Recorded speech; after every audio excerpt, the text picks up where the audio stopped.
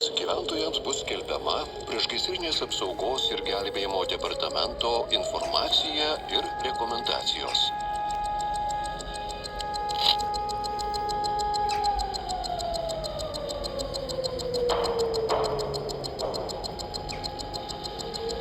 Šiuo metu atliekamas gyventojų perspėjimo ir informavimo sistemos patikrinimas.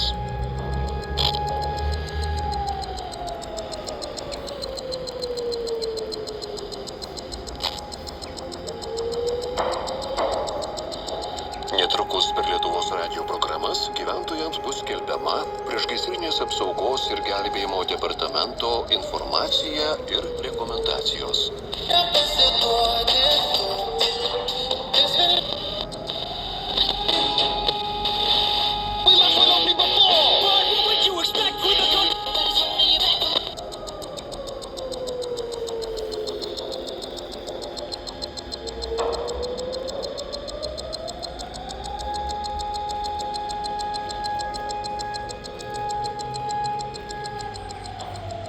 Gyventojų dėmesiui. Atliekamas gyventojų perspėjimo ir informavimo sistemos patikrinimas, kurio tikslas patikrinti, kaip veikia perspėjimo sistema. Priešgaisrinės apsaugos ir gelbėjimo departamentas prie Vidaus reikalų ministerijos praneša, kad perspėjimo sistemos patikrinimo metu buvo įjungtos perspėjimo sirenos. Jos veikė 3 minutės nuo 11:52 iki 11:55 minučių.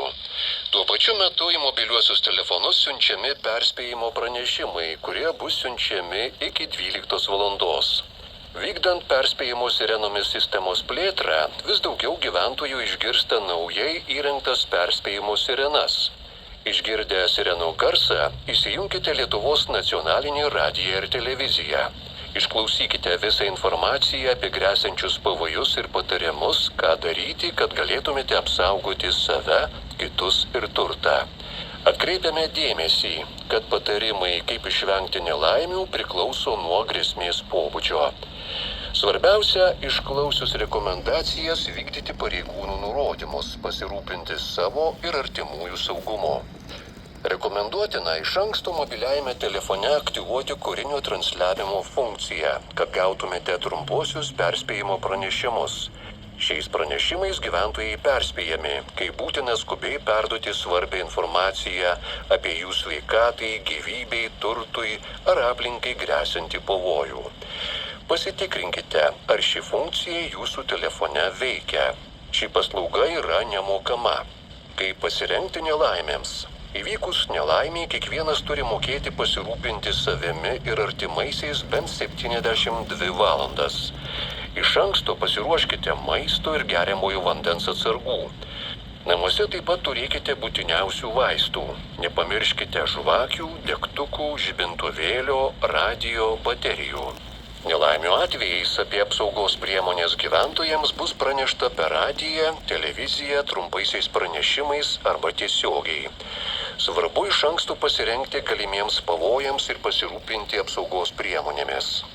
Prašome gyventojų turinčių pastabų, pasiūlymų ar klausimų dėl perspėjimo sistemos veikimo užpildyti anketą, kurios nuorodą rasite Lietuvos pasirengimo ekstremaliosioms situacijoms interneto svetainėje lt72.lt.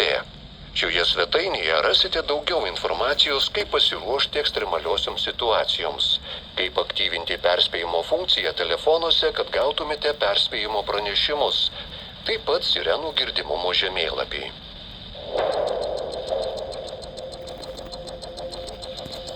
Girdėjote priešgaisrinės apsaugos ir gelbėjimo departamento informaciją.